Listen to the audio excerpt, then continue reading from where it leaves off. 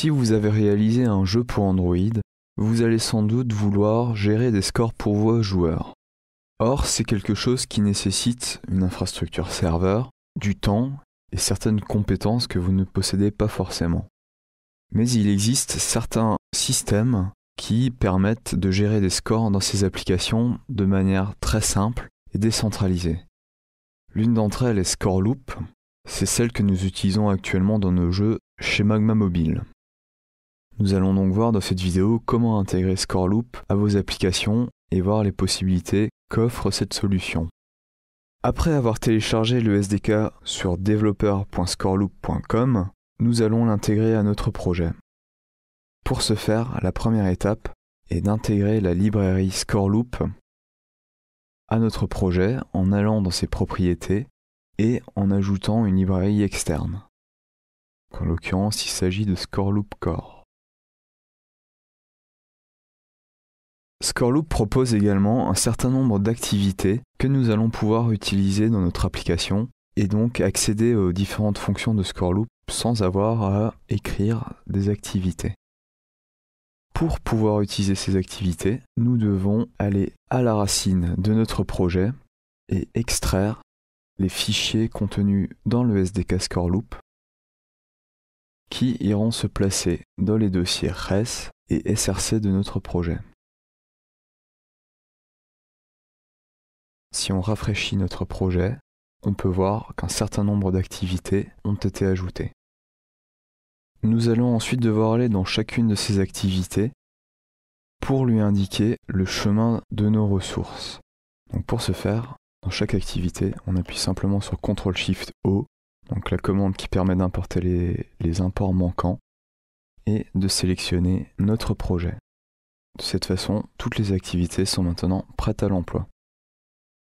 Il ne nous reste plus qu'à les intégrer dans notre jeu. En l'occurrence ici, il s'agira d'une application de test. Nous allons tout d'abord importer la librairie Scoreloop et également initialiser les constantes de votre jeu que vous avez également récupérées sur le site developer.scoreloop.com. En l'occurrence, il s'agit de l'identifiant du jeu et de la clé secrète de votre jeu. Nous allons ensuite initialiser notre Scoreloop Manager qui permettra à la fois de soumettre les scores au serveur Scoreloop et de les récupérer pour les afficher dans votre application. Et ensuite, nous allons simplement créer quelques boutons pour nous permettre de tester les différentes fonctionnalités de Scoreloop.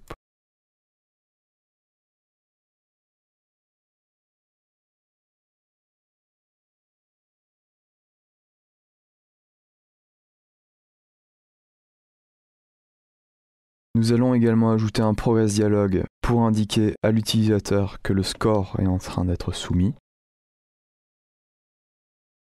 Et nous ajoutons le onClickListener à notre activité pour réagir au clic sur les boutons.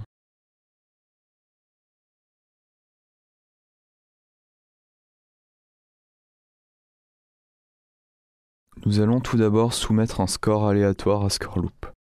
Donc, nous allons tout simplement générer un nombre entre 1 et 100. Afficher le progress dialog pour indiquer à l'utilisateur que le score est en train d'être soumis. Et nous allons utiliser notre Scoreloop Manager pour soumettre le score que l'on vient de créer. Et on peut voir que le Scoreloop Manager, pour ce faire, a besoin d'un score submit observer que nous allons tout de suite déclarer dans notre activité et qui permet de réaliser des actions en fonction du résultat de la soumission du score. Et donc là, on voit qu'on a besoin de déclarer un contexte, ce que nous allons faire tout de suite.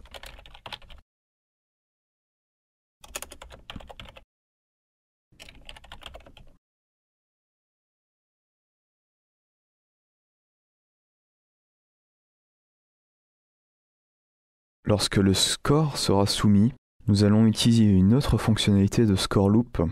Donc dans la partie quand le contrôleur reçoit une réponse, nous allons démarrer une des activités Scoreloop qui permet à vos utilisateurs de partager leur score sur leurs réseaux sociaux. D'un côté, vos utilisateurs pourront montrer leur meilleur score, et de l'autre, vous pourrez attirer d'autres utilisateurs sur vos jeux. Nous allons tester tout de suite cette fonctionnalité dans l'émulateur. Nous allons soumettre notre score, et une fois que le score est soumis, on va pouvoir le partager sur Facebook, MySpace ou Twitter en rajoutant un petit message. Ajoutons maintenant d'autres fonctionnalités, comme par exemple la possibilité pour l'utilisateur de modifier son profil Scoreloop et ainsi de lui permettre de changer son nom d'utilisateur et son email. Nous allons également permettre à l'utilisateur de consulter les autres jeux qui utilisent Scoreloop. Et pour finir, Scoreloop propose une fonctionnalité qui permet de manière très simple d'afficher tous les meilleurs scores des jeux sur différentes périodes. À noter qu'il faudra déclarer toutes vos activités dans l'Android Manifest, exactement comme si c'était des activités classiques. On donne également à l'application les permissions Internet, la possibilité de lire les contacts du téléphone et également l'état du téléphone. Allons maintenant voir le résultat dans l'émulateur. Allons tout d'abord voir les meilleurs scores pour ce jeu. On a tout d'abord les scores globaux, les meilleurs scores sur 24 heures et également les scores de nos amis. On peut également éditer son profil, consulter la liste de ses amis.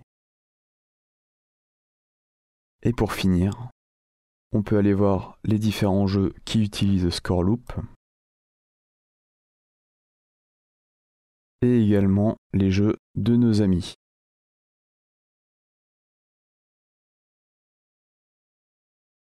Pour résumer, Scoreloop permet d'intégrer très facilement une gestion des scores dans vos jeux et de proposer à vos utilisateurs des fonctionnalités pratiques et intéressantes et ainsi de les rendre encore plus accros à vos jeux.